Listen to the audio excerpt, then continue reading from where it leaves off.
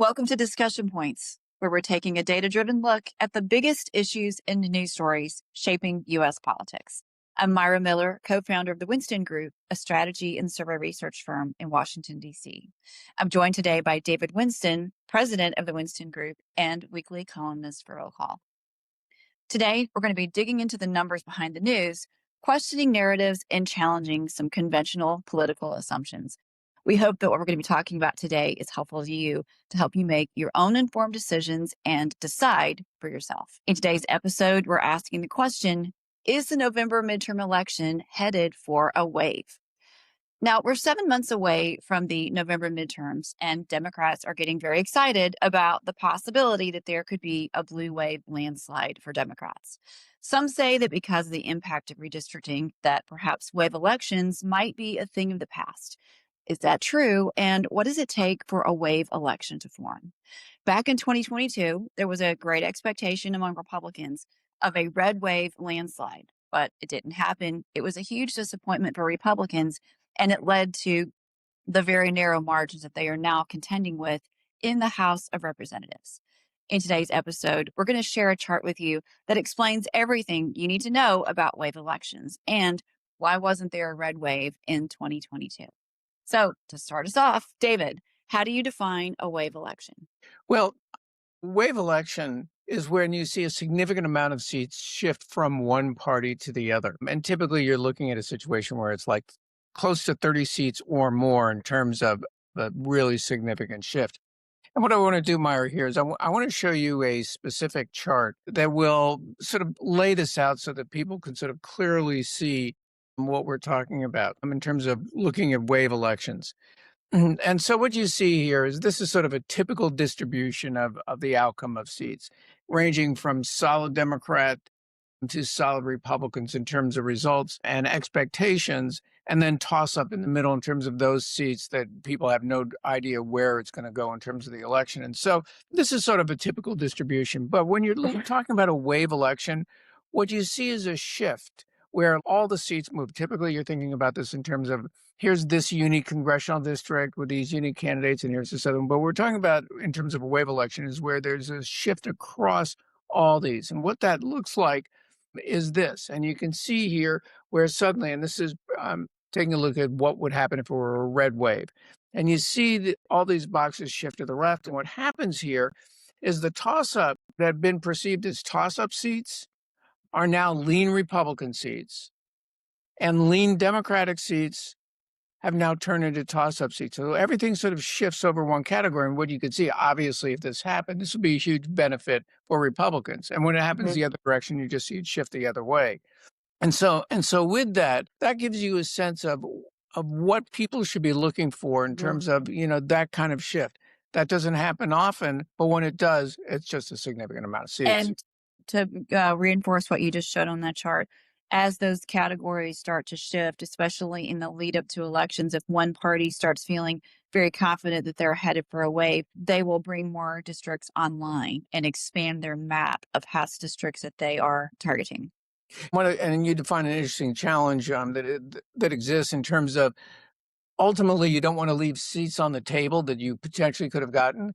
But inversely, if you stretch your resources too thin, you might find that you're not funding certain campaigns to the extent that you wanted to be funded. And so that's just a real serious political call that's got to be made.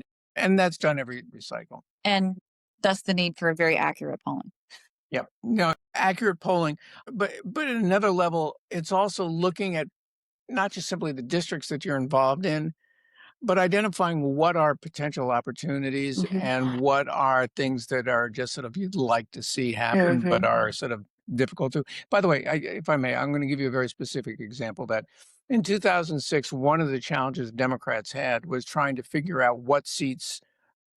They didn't have enough competitive seats, so they were trying to figure out what seats they could go invest in to see if they could actually pull off a majority. And actually, in that particular process, they did find a methodology that allowed them to put enough seats on the table so that they could have a significant win. That's an example of where it worked.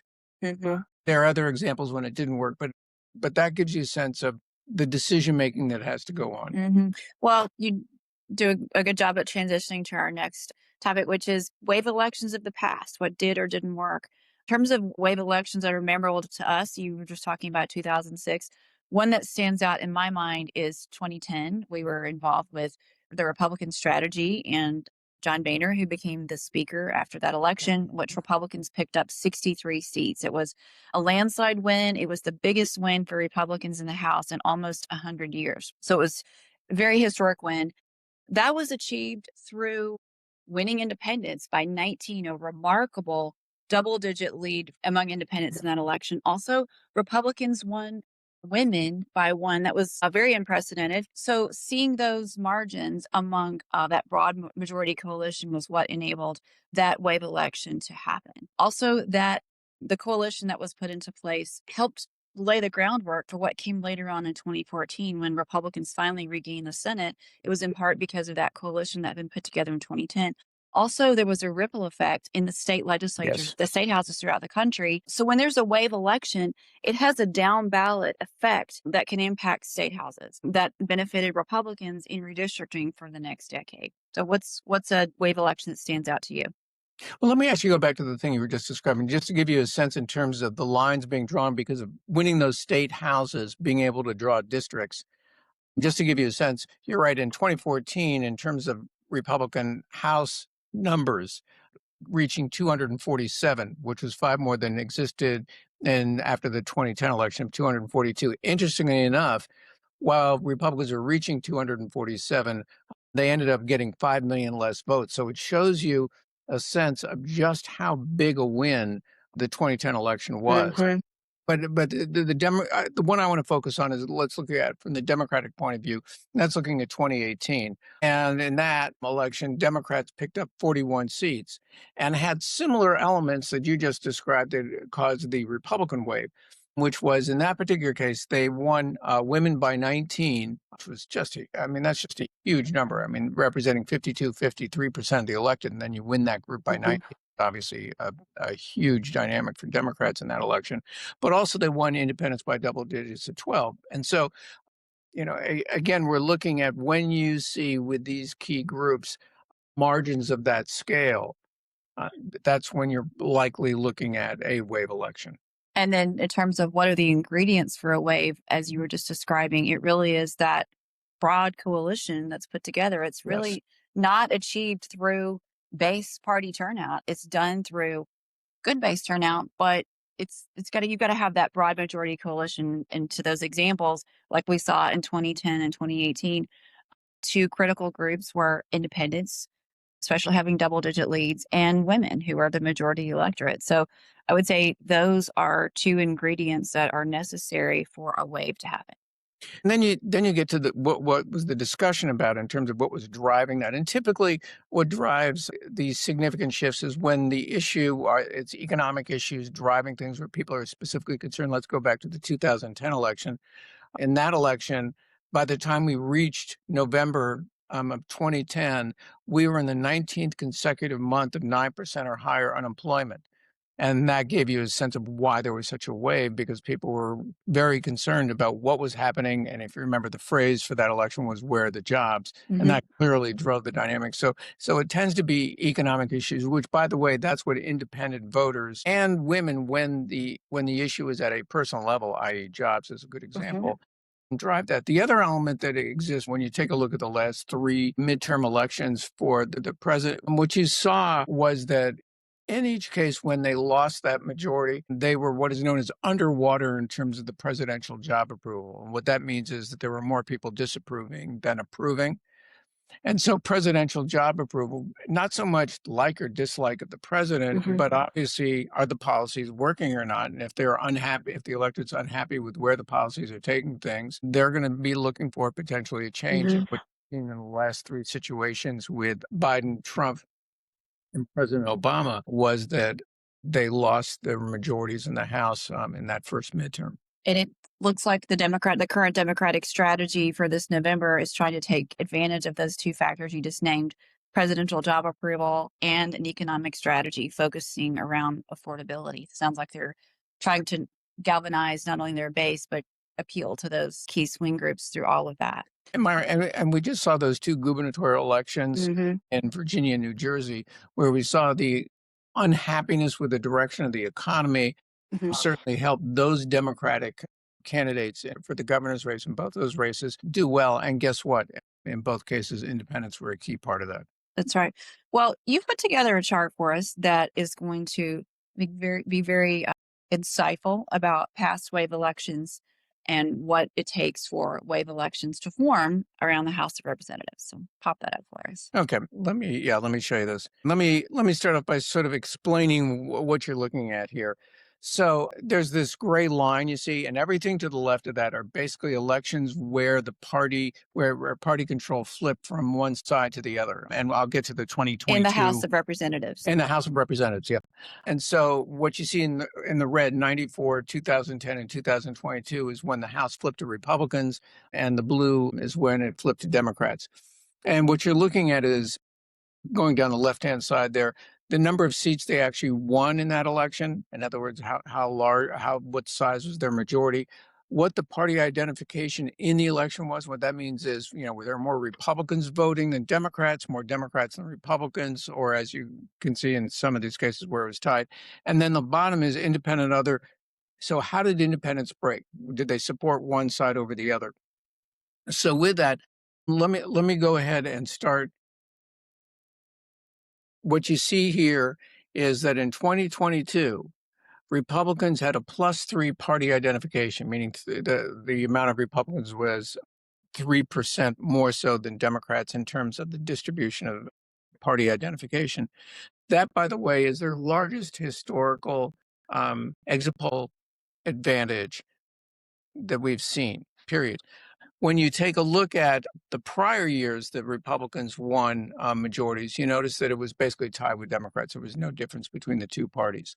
What that turned out to, if you take a look at 94 and 2010, was that in 94, Republicans won independents by 14, and in 2010 by a huge amount, 19. And as you were saying, they're the expected red wave that everybody was looking for. Well, one of the challenges that emerged was in this particular case, despite having their best party ID in the history of exit polling, Republicans also lost independents by 2. And when you contrast these two elections between 2010 and 2022, what you see is when you look at them amongst independents, actually Republicans in 2022 did 21 points worse in terms of the margin, going from +19 to -2 in terms of Democrats. What did that mean in terms of the number of seats? Well, that was a difference of 20 seats. That margin of 21 in terms of independents ended up being a margin of 20 seats, as Republicans won 242 in 2010 and only 222 in 2022. When Democrats won, you see again double-digit numbers in terms of winning independents. And what did that result in terms of all those 4 elections, 94 through 2018, was seats won ranged from 230 to 242. Those are governable majorities at that point. And what you saw happen in 2022, despite the fact that Republicans had a party ID advantage, obviously the concept of the base turning out, having lost independents, Republicans only won 222 seats. And as has been evidenced, well, I mean, take a look at that. It took Kevin McCarthy 15 votes before he became Speaker of the United States because of how tightly it was.